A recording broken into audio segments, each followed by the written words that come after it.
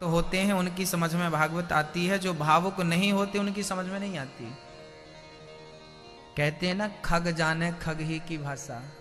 कभी प्रेम किया होगा तो प्रेमियों की भाषा समझ में आएगी, कभी वेद पढ़े होंगे तो ज्ञानियों की भाषा समझ में आएगी, कभी पाँव में वो बेटी की विदाई क्या जाने। जिनको बेटियां नहीं हैं वो बेटियों की विदाई का दर्द नहीं समझ सकते, कोई लाख समझाए तो वो समझ ही नहीं सकते।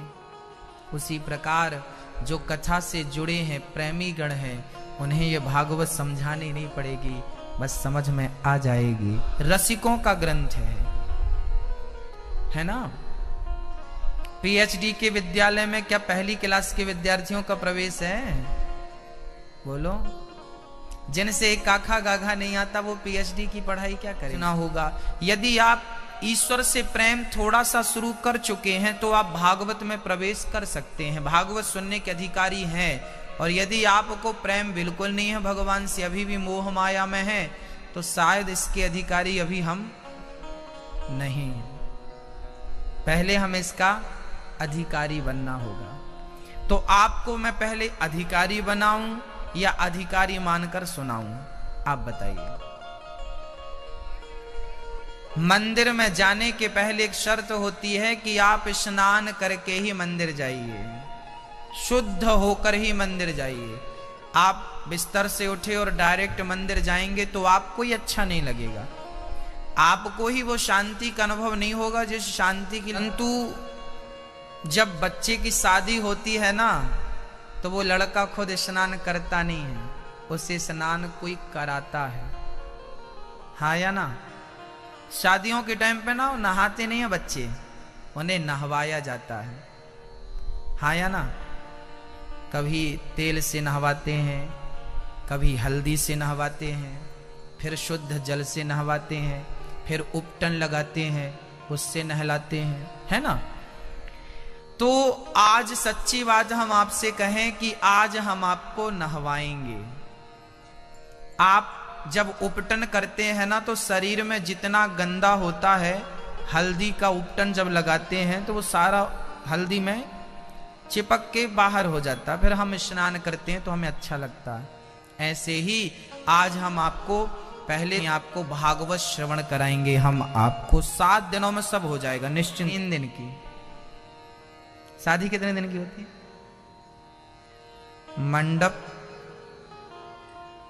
और मंडप के बाद क्या होता है? हाँ, मायरा। 2 होने में कितने दिन लगते हैं? 1 से 2 होने में 3 दिन लगते हैं। और आज आपको हम, अभी आप बताओ आप कितने हो? भागवत शादियां, पिता भाई बहन पति पत्नी बेटा बेटी धन दौलत घर, बहुत कुछ है। क्यों?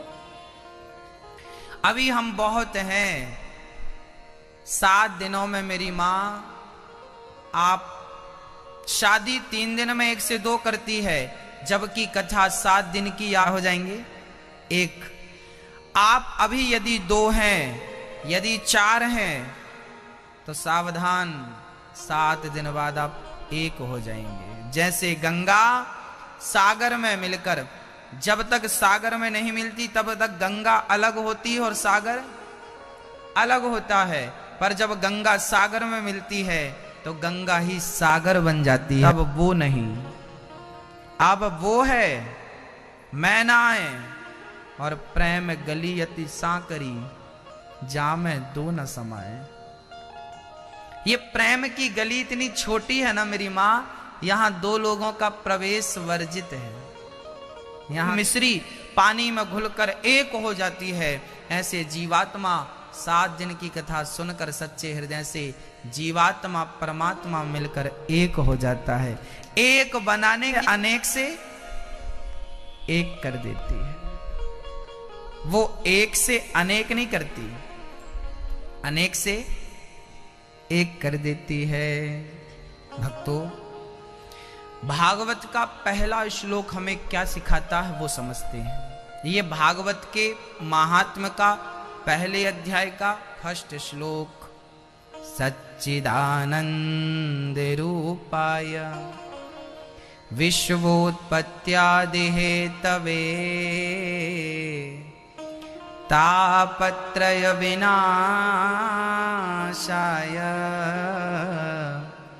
श्री कृष्णाय वयं नुमः। सच्चित आनंद सत्य से। हमारे ग्रंथ कहाँ शुरू हो रहे हैं? सत्य से। सत्यम ब्रूयाद प्रियम ब्रूयाद। हमें कैसा बोलना चाहिए मेरी माँ? अच्छा बताओ, भगवान कहाँ है? ईश्वर कहाँ रहता है? बोलो मेरी माँ। आपकी वाणी जब सच बोलती है ना, तो वो सच ही तो ईश्वर है।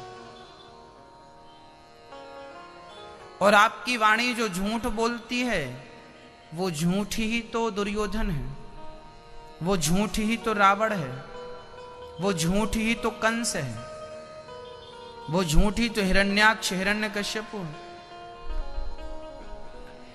तो वाणी में राम को बिठाना है या रावण को, वो आप देख लीजिए।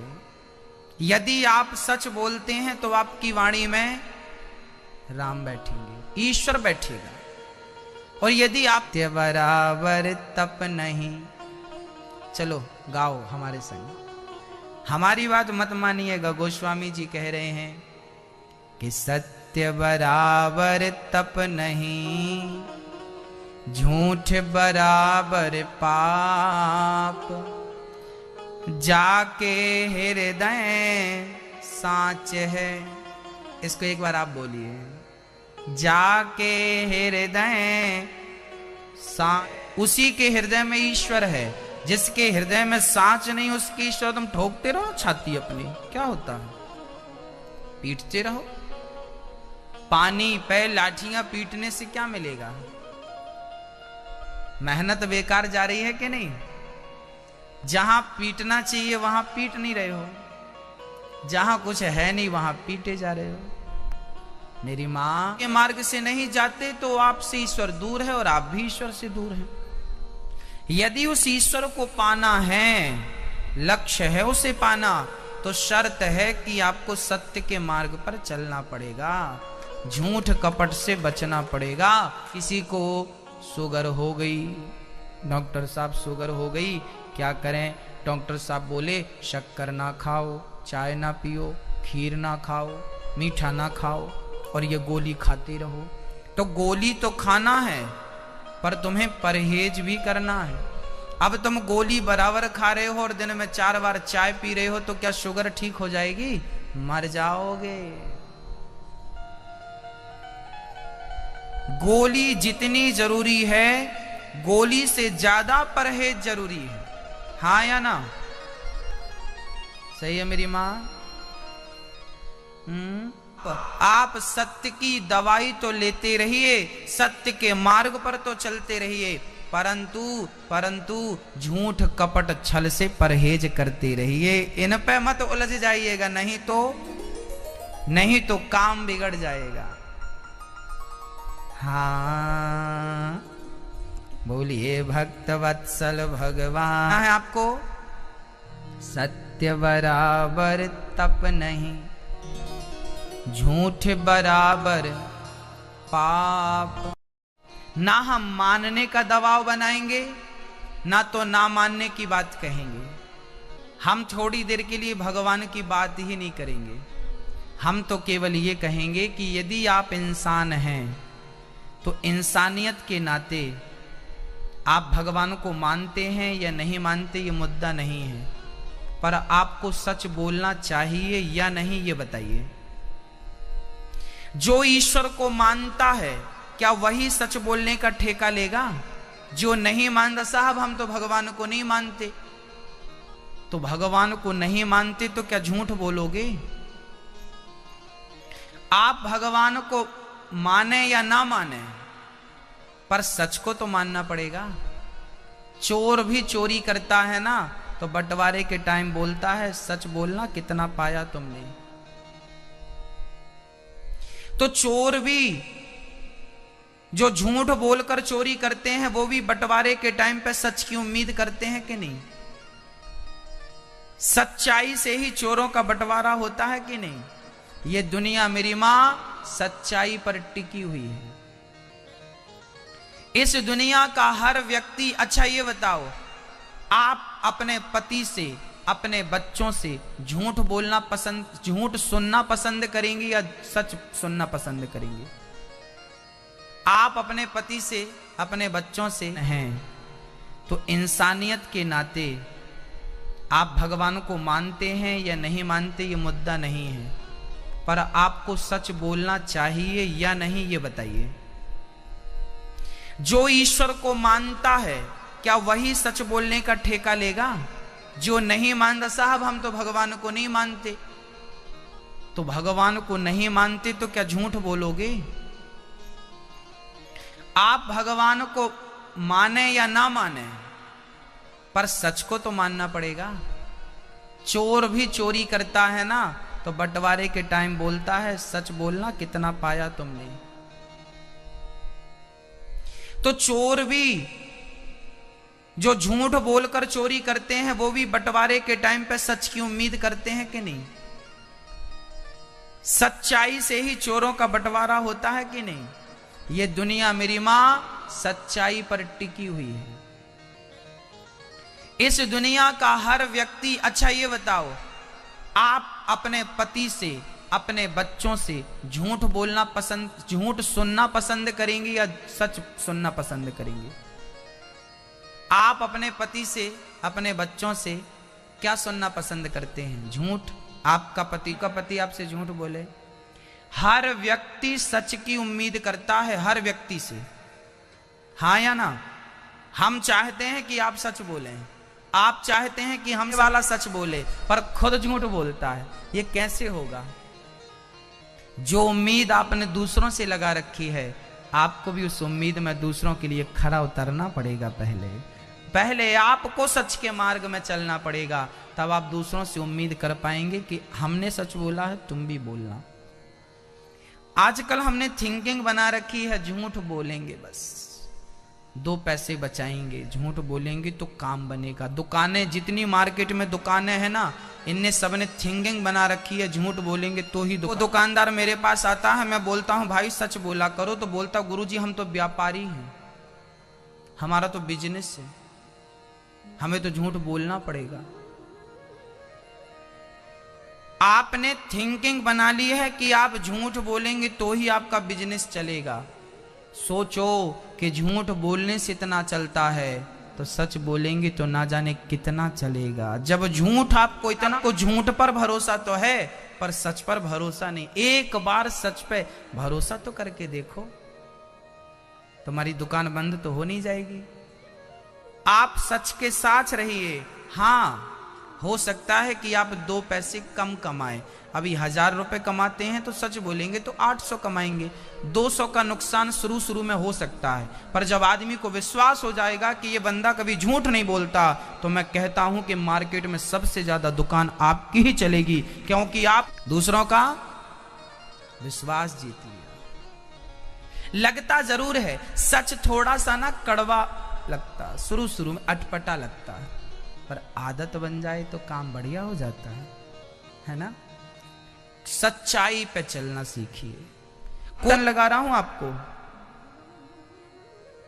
आप ये मत सोचिए मैं आपको कथा सुना रहा हूं, मैं कथावाचक नहीं हूं। मैं तो आपको कहीं, मैं तो नगरों में झाड़ू, मैं तो नगर पालिका में जैसे झाड़ू लगाने वाले लोग होते हैं ना, मैं भी एक झाड़ू वाला हूं।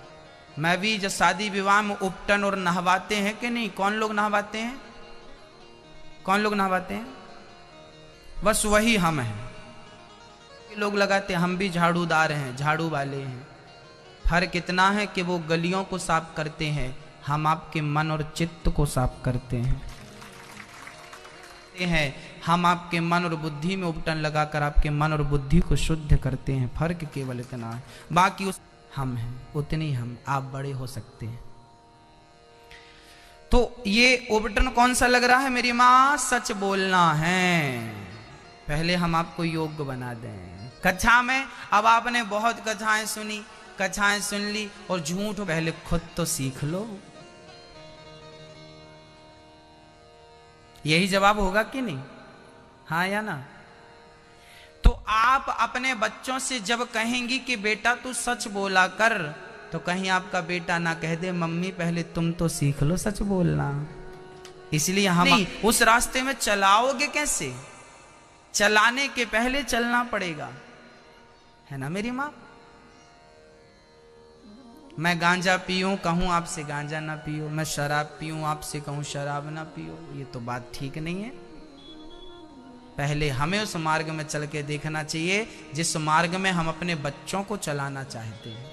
कहीं कांटे तो नहीं है, कहीं गड्ढा तो नहीं है, कहीं बच्चे जाएंगे तो तबाह तो नहीं हो जाएंगे। पहले हमें चलकर देखना चाहिए कि सच का मार्ग कितना बेहतर, उसके बाद चलाओ ना। झूठ के मार्ग में तो चल ही रहे हो, इसी मार्ग में बच्चों को चलाओगे? कपट छलजू करना होकर बस पेट भर लेना, वाह ये शिक्षा माँ बाप देते, पेट भर लेना। चिड़िया भी भर रही है अपना पेट, बिना काम के बिना चोरी के भर रही है वो, बिना झूठ के। आपसे अच्छी है वो चिड़िया, कम से कम झूठ तो नहीं बोलती। आप तो पेट भरने के पहले झूठ बोलते हैं।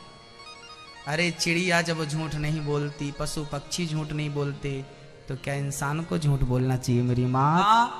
सुर दुर्लभ सद ग्रंथ निगावा वा सच्चिदानंद रूपाय विश्वोत्पत्त्यादि हेतवे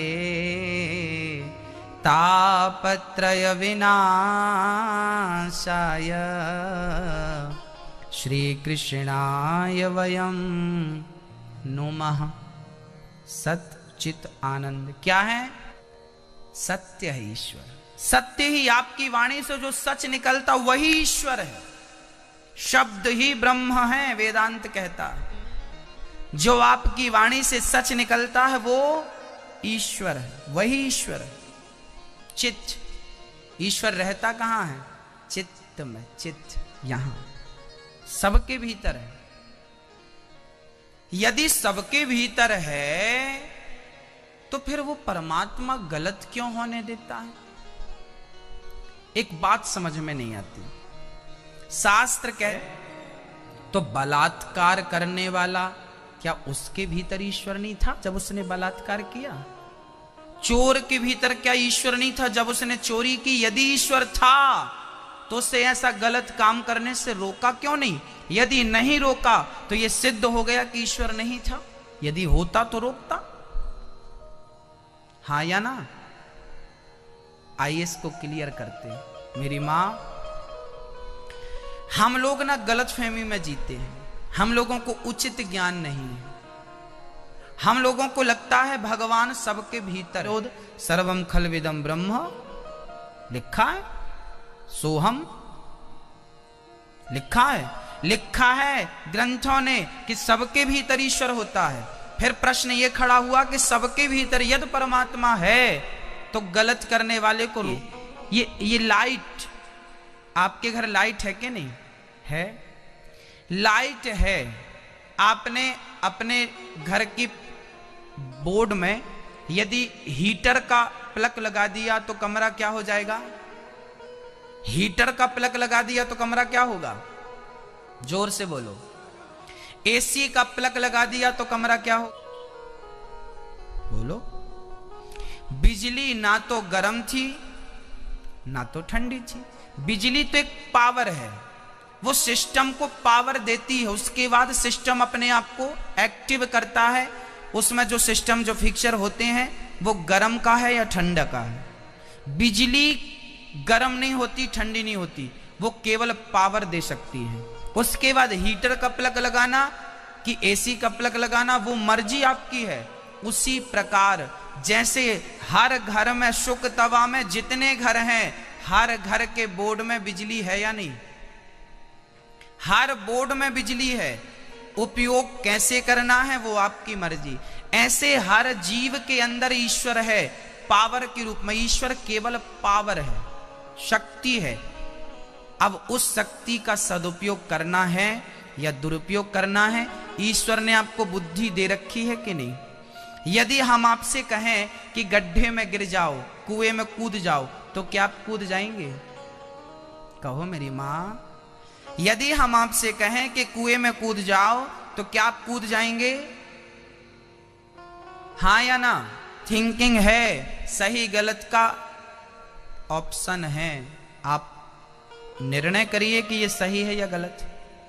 ईश्वर तो केवल आपको शक्ति दे रहा है देखने की, सूंघने की, चलने की। अब देखने की शक्ति ईश्वर ने तो दे दिया, पर देखना किसे है? स्त्री को देखना है, पुरुष को देखना है, या गिरधर गोपाल को देखना है? वो मर्जी तो आपकी होगी ना। पलक आपने किसका लगाया, वो मर्जी आपकी। आंख का काम है देखना। अब अच्छी चीज देख रहे हैं या बुरी चीज, वो आप पर निर्भर करती है, आपकी मानसिकता पर निर्भर करती है। ईश्वर तो सबके भीतर है भक्तों, पर वो केवल पावर के रूप में है। वो शक्ति प्रदान करता है। आंख को शक्ति देता है देखने की, कान को शक्ति देता है सुनने की, जिह्वा को शक्ति देता है स्वाद की। यदि वो परमात्मा निकल जाए तो हमारी आंख काम नहीं करेगी ना, एक्टिव नहीं है। बिजली चली जाए तो प्लग तो है, हीटर का भी प्लग लगा दो, एसी का भी लगा दो, पर बिजली चली जाए तो क्या करेगा हीटर, और क्या करेगी एसी? तो एसी और हीटर तभी काम करेगा जब बिजली होगी। तो ईश्वर आपके भीतर एक चेतना के रूप में उपस्थित है ना। अच्छा, एक बात और है मेरी माँ, जब आप कोई भी गलत काम करते हैं तो एक बार आपके अंदर से आवाज जरूर आती है कि ये काम गलत है। ये आपने भी अनुभव किया होगा। कोई भी काम आप गलत करिए, चोरी करिए, दुनिया का कोई भी घटिया काम करिए, कमरे के भीतर करिए, प्रकाश में करिए, अंधकार में, ऐसी आवाज जरूर आती है कि ये भाई गलत है। हाँ या ना? हाँ या ना? बस वो जो आवाज आई थी ना, वही आवाज ईश्वर की थी। उसने तुम्हें चेताया था, जाग जाओ, ये गलत कर रहे हो, पर तुमने उसकी बात सुन। आप स्वयं है, ईश्वर का दोष मत लगाइए, ईश्वर को दोष मत दीजिए। ईश्वर इसका दोषी नहीं है, क्योंकि आपके पास बुद्धि है। आपको फिटकरी और मिश्री दोनों रख दी जाएं तो आप देखकर तो नहीं बता सकते, पर चाट कर बता सकते हैं। हाँ या ना? आपको मिश्री और फिटकरी यदि साथ में रख दी जाए तो आप देखकर तो नहीं बता सकते। हम पीस के रख दें आपके सामने दोनों, तो आप दोनों में भेद देखकर तो नहीं बता सकते। आंख धोखा खा सकती है, पर आपकी जिह्वा धोखा नहीं। उसके बाद आप मिश्री खाएं या फिटकरी खा जाएं, वो मर्जी आपकी है। ईश्वर ने बताया तो था कि ये गलत है, फिर भी तुमने की। अब इसका दोषी कौन है? दुर्योधन ने महाभारत की तैयारी कर ली, मैं लड़ूंगा। तब भगवान श्री कृष्ण समझाने गए थे कि नहीं, शांति दूत बनकर, दुर्योधन गलत है ये, मत कर युद्ध, सर्वनाश हो जाएगा। पांडवों को 5 गांव रहने के दे, ज्यादा मत दे। सुई की नोक बराबर नहीं दूंगा कन्हैया, इतनी से नहीं दूंगा मैं। ऐसा दादे भी नहीं लेके गए, तुम भी नहीं लेके जाओगे, पर मरते हो, लड़ते हो। हाँ, ईश्वर ने समझाया था दुर्योधन को, माना नहीं, नहीं माना तो सर्वनाश हुआ। मान लेता तो सर्वनाश से बच जाता। जो तुम्हारे भीतर की आवाज है मेरी मां, वही ईश्वर की आवाज, उसे पहचानना सीखिए। वही परमात्मा की आपके भीतर ही बोल देता है, वो आपसे ही बोल देता है। और वो आवाज केवल आप ही सुनते हैं, बाजू वाला नहीं सुनेगा। आपके बाजू में कोई बैठा हो तो वो नहीं सुनेगा। हाँ या ना? सही है ना मेरी माँ? हाँ ना? हाँ। ईश्वर का स्वरूप क्या है? सत्य। हमें कौन सा मार्ग अपनाना है? सत्य। कहाँ रहता है भगवान? सत्य में रहता है।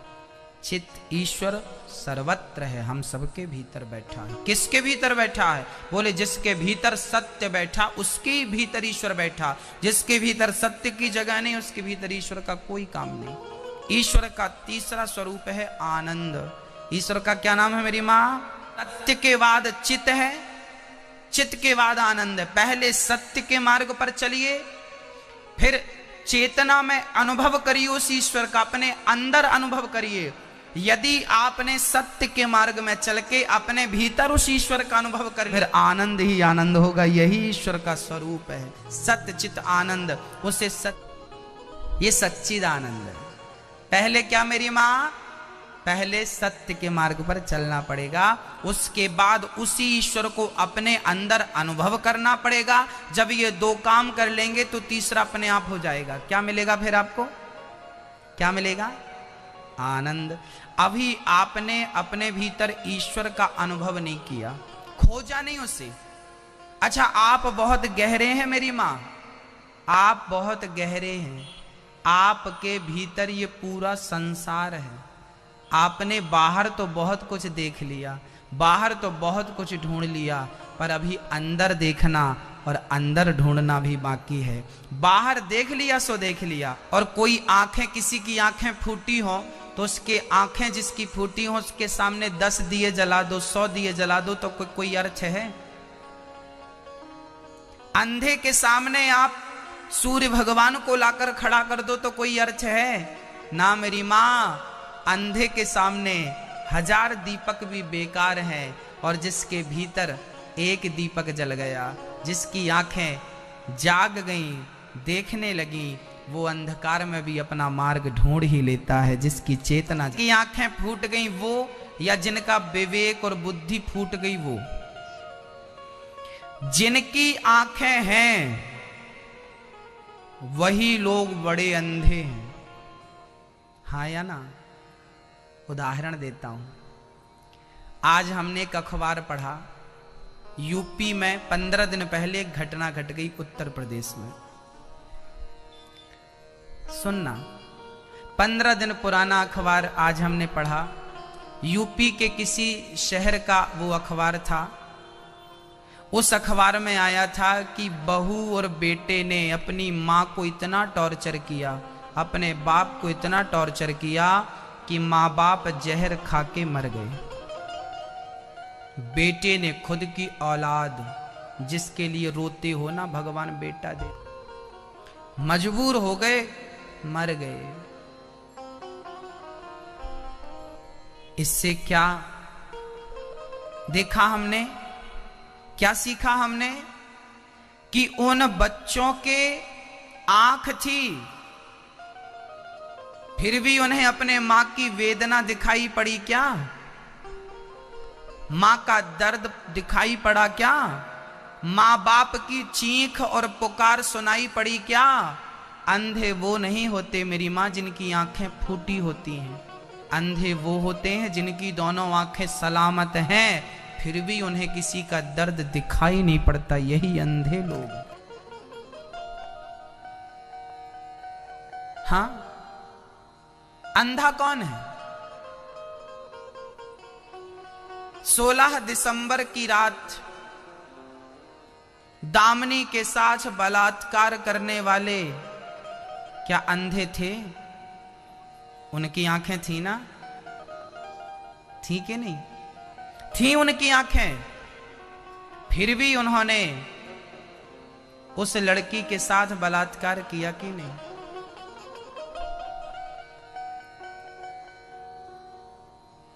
क्या उस लड़की ने बोला नहीं होगा कि मैं तेरी बहन हूं? क्या उन्हें सुनाई पड़ा? बहरे थे वो। क्या उन्हें दिखाई नहीं पड़ा कि ये भी हमारी भी, उनमें भी किसी की बहन शायद इतनी ही उम्र की रही हो? तो आप क्या कहेंगे, अंधे कौन लोग हैं? जिनकी आंखें फूटी हैं वो अंधे हैं?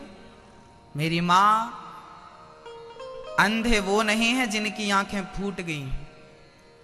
अंधे वो हैं जिनकी दोनों आंखें हैं, फिर भी उन्हें सच नजर नहीं आ रहा।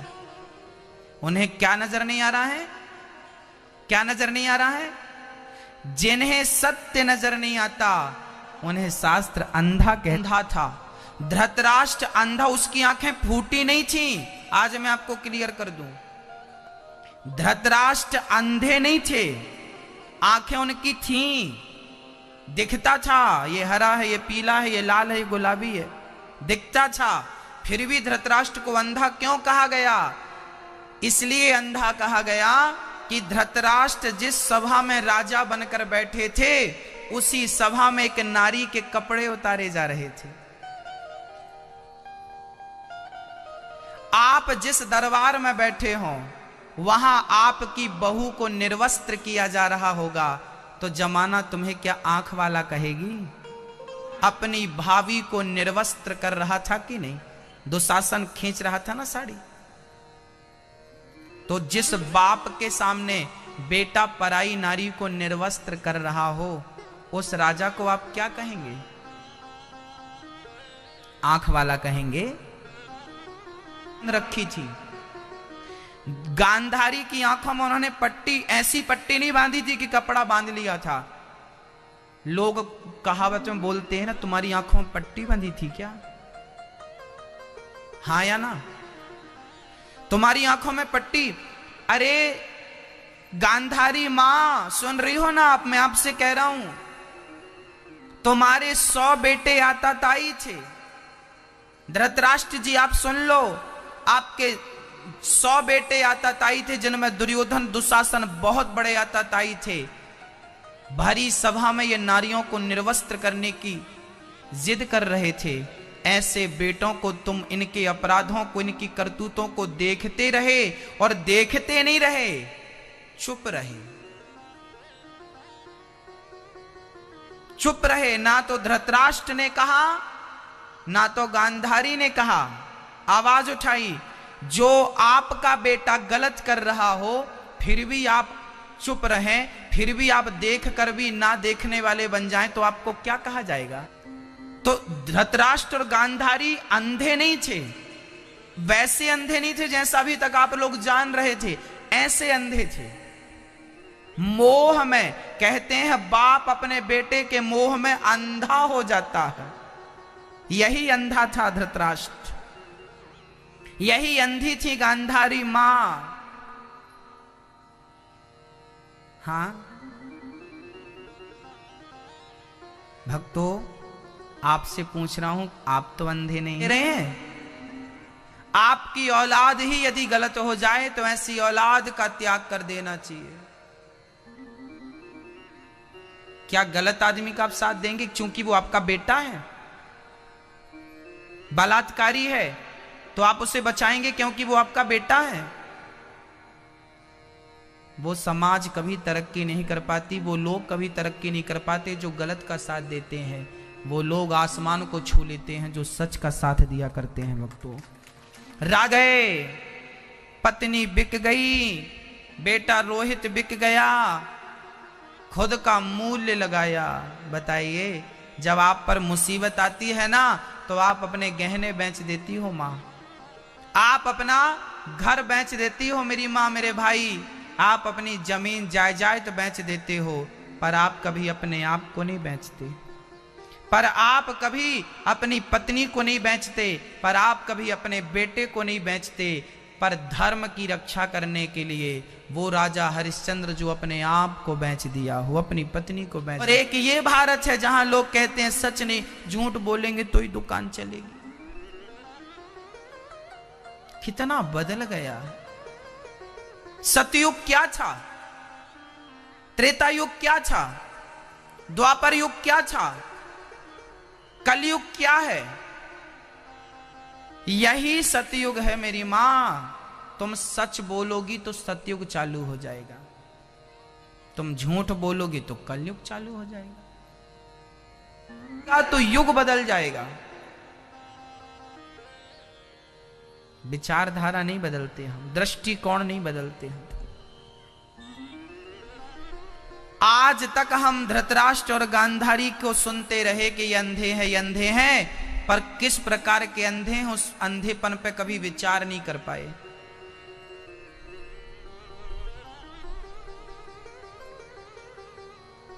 क्यों नहीं विचार कर पाए हम? क्योंकि हम सत्य के साथी नहीं है ना, हमें सत्य से क्या लेना देना। हमारी तो बस दुकान चल जाए, 2 पैसे बच जाएं, बस हम तो करोड़पति बन जाएं, तुम चूल्हे में जाओ। सत्य जाए तेल लेने, हमारी तो दुकान चल जाए, पैसे मिल जाएं करोड़ों रुपए। किसे पड़ी है सच की? कौन बचा रहा है सत्य? कौन बोलता है सच? केवल इसीलिए आप झूठ बोलते हैं कि आपका फायदा हो जाए। क्या करोगे कमा के? भाई ले जाओगे बांध के। सच की खेती कर लेना। सच और झूठ की दो ही पोटरी तुम्हारे सिर पे होंगी आखिरी टाइम पे। यदि आज आप संकल्प कर लो कि आज के बाद मैं कभी झूठ नहीं बोलूंगा, तो बताइए क्या आप लोग भूखे मर जाएंगे? आप में से कौन भूखा मर जाएगा, हमें बताओ। यदि आप ठान लें कि हमें आज के बाद कभी झूठ नहीं बोलना, सदा सच बोलना है, सच के मार्ग पर चलना है, तो क्या आप में से कोई भूखा मर जाएगा सच बोल के? मरेगा वो? हां, पांडवों ने कभी धर्म नहीं छोड़ा था, पांडवों ने कभी सत्य नहीं छोड़ा था, इसलिए उनकी रक्षा करने कौन आया था? अर्जुन का सारथी कौन था? भगवान श्री क्यों थे? दुर्योधन के सारथी क्यों नहीं बने? जबकि कृष्ण के समधी लगता था दुर्योधन, कृष्ण के सगे समधी थे दुर्योधन जी, मतलब ये समधी थे। आपका समधी चुनाव पे खड़ा हो जाए, भले आप उस पार्टी को पसंद नहीं करते, पर का अपना आदमी गलत आदमी के साथ खड़ा हो जाए तो आप उसका सपोर्ट करने लगते हैं। परंतु धन्य थे भगवान ने, कृष्ण ने समधी का सपोर्ट नहीं किया, दुर्योधन का सपोर्ट नहीं किया गोविंद ने। क्यों नहीं किया? क्योंकि तू गलत है, तू अधर्म के साथ खड़ा है, तू झूठ के साथ खड़ा है, छल करता है तू, झूठ करता है तू, झूठ बोलता है। और पांडव 5 थे, कन्हैया किसके संग खड़े हो गए? पांडव। वो रखेगा आपके सिर पे हाथ। आपको भीड़ इकट्ठी करनी है या कन्हैया को इकट्ठा करना है? तो कन्हैया को इकट्ठा करना है तो सत्य के मार्ग पे चलिए, और भीड़ इकट्ठी करनी है तो झूठ बोलिए, खूब भीड़ इकट्ठी हो जाएगी। झूठ बोलने पे भीड़ लग जाती है, सच सुनने वाले लोगों की संख्या थोड़ा कम होती है।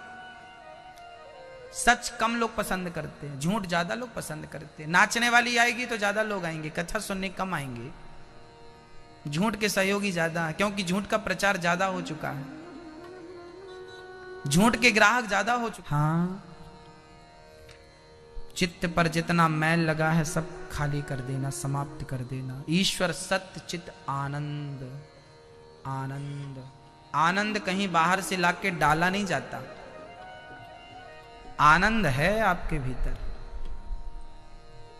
आप आनंद हो, स्वयं आनंद हो आप वही लोग हैं ना, जब मां के पेट से जन्म लिए थे तो आप सोते सोते हंसा करते थे, हाँ या ना? छोटे छोटे बच्चों को देखा होगा आपने, वो सोते सोते हंसते हैं, हाँ या ना? आप भी तो छोटे थे, सोते सोते हंसते थे, किलकारी मारते थे। इच्छाएं हावी हो गई, आपकी इच्छाओं ने, आपकी उन इच्छाओं ने आपको गाड़ी की इच्छा, बंगले की इच्छा, जमीन जायदाद की इच्छा, पद प्रतिष्ठा की इच्छा, आपकी इन इच्छाओं ने आपकी खुशी को कुचल दिया। किलकारी मारते थे, शुद्ध हंसी वो थी, कहां चली गई आपकी हंसी? कब हंसोगे? 84 लाख योनियां हैं मेरी मां, उन योनियों में केवल विधाता ने आपको और हमको हंसने का मौका दिया है। किसी और को दिया हो सो आप कहो। हंसिए, प्रसन्न रहिए, कल की चिंता ना करिए, कल कृष्ण पर छोड़ दीजिए। तू जो करेगा कन्हैया बहुत अच्छा करेगा, हम क्यों चिंता करें? आज पर जियो ना, प्रेजेंट में जियो, वर्तमान में जियो, कल गोविंद के चरणों में छोड़ दो, जो करेगा बेहतर करेगा। कल का सूर्य आपके लिए कुछ अच्छा लेकर आएगा। कब? जब छोड़ दोगे। अब सौंप दिया इस जीवन का सब भार तुम्हारे हाथों में है, जीत तुम्हारे हाथों में है, हार तुम्हारे हाथों में। बस मेरा निश्चय बस एक यही, एक बार तुम्हें पा जाऊं मैं, और पाऊंगा तो क्या करूंगा? बोले अर्पण कर दूं दुनिया का, सब प्यार तुम्हारे हाथों में। आहा, सब सौंप देने के लिए मैं कन्हैया को चाहता हूं। बाप बेटे को ढूंढता है, बेटा मिल जाओ हमें। क्या हुआ पिताजी? बेटा ये लो चाबियां, आज से पूरी खेती तुम्हारी, पूरी तिजोरी तुम्हारी, पूरा बंगला तुम्हारा, सब तुम्हारा। अब हम जा रहे हैं, हमारी फिक्र ना करना, हमें याद ना करना। अभी तक हम तुम्हारे होकर रह रहे थे, अब भगवान के होकर। माता च पिता तुमेव, हम सबके माता पिता वही हैं। आज अपने आप को सौंप दो भगवान को। प्रभु मैं सौंपने आया हूं, सब कुछ दे दो उसे, सब तेरा है, सब तेरा, बस एक तू है जो मेरा है। ये पद भी ईश्वर का दिया है, ये प्रतिष्ठा भी ईश्वर की दी है, बच्चे पत्नी परिवार सब उसी का दिया है। कन्हैया सब कुछ तो तेरा ही है, तो फिर तेरा सब कुछ है तो मेरा क्या? कन्हैया सब तेरा है, बस एक तू है जो सिर्फ मेरा है, सिर्फ मेरा। चिंता है आपको, टेंशन है आपको, कई लोग डिप्रेशन में हैं। काहे की चिंता है? तुम कुछ करते हो क्या? आपने मान लिया है कि आप कर रहे हैं, इसलिए आपको चिंताएं हैं। आपने मान लिया है कि आप धक्का लगा रहे हैं, इसलिए आप चिंता में। गोवर्धन भगवान कृष्ण ने उठाया तो सारे ब्रजवासियों ने डंडा लगा लिया, काहू ने कंधे लगाए। कन्हैया बोले क्या कर रहे हो? ब्रजवासी बोले कन्हैया पहाड़ गिर जाएगा, हमने भी तो थामा है। अब सारे ब्रजवासी कहने लगे हमने उठाया, कोई हमारी तुम्हारी अकेली ताकत छोड़ी, हमारी भी तो है। हमने उठाया, हमने उठाया, हमने उठाया, हमने। भगवान बोले तो तुम लोग थामो, हम थोड़ा नाश्ता कर लें। अरे कितना बल है। गोवर्धन किसने उठाया था? कृष्ण ने, पर ब्रजवासी जबरदस्ती छाती पीट रहे थे। हमने उठाया, हमने उठाया। भगवान ने थोड़ा नीचे किया, सारी लाठियां टूट गई। बस वो ब्रजवासी और कोई थोड़ी है, हम सभी तो हैं। जिंदगी का भार, जिंदगी का बोझ, आपके परिवार का भार, आपके परिवार का बोझ, सच कहता हूं उस कन्हैया के हाथों में है। तुमने जबरदस्ती अपने कंधे लगा रखे हैं। हक्के बलराम। ईश्वर किन का है? जो निर्बल हैं, जिनके पास बल है उनको क्या पड़ी। द्रौपदी के पास जब तक खुद का बल था, कन्हैया नहीं आए। पतियों का बल था द्रौपदी को। मेरा तो पति गांडीवधारी अर्जुन है। अर्जुन देख तेरी पत्नी के वस्त्र कोई उतार रहा है। अर्जुन ने सिर नीचे कर लिया। कोई बात नहीं, दूसरा भी ऑप्शन था। भीम था, 10,000 हाथियों का बल था। इसके होते हुए इसकी पत्नी को कोई स्पर्श कर सकता था?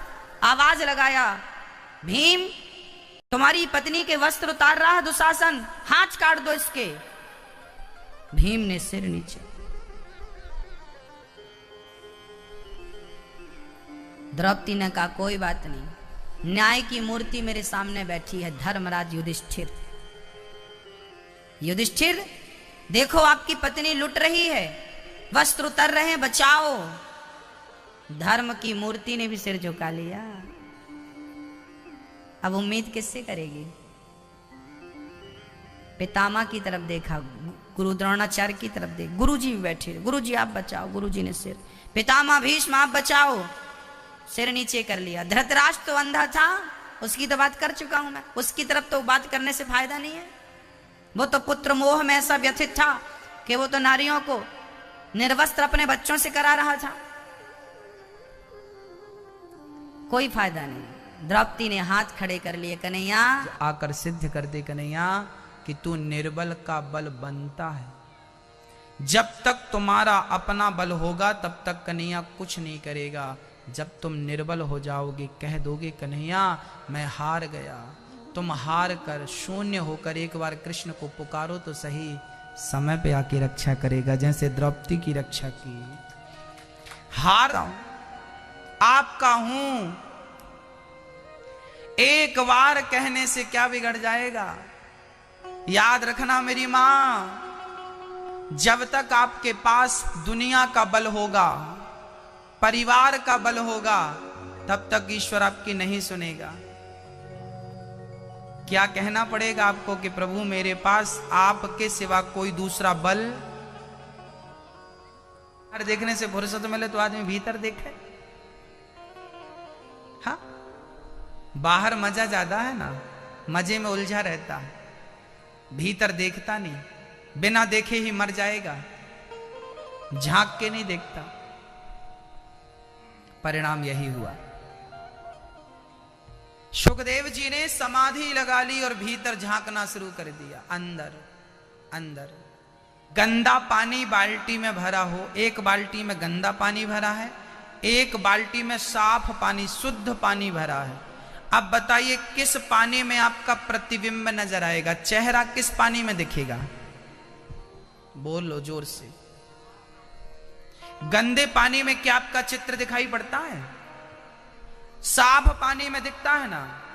यदि पानी साफ हो तो आपका प्रतिबिंब चित्र नजर आता है, पानी गंदा हो तो नजर नहीं आता। मन गंदा होगा तो उस गंदे मन में भी ईश्वर का चित्र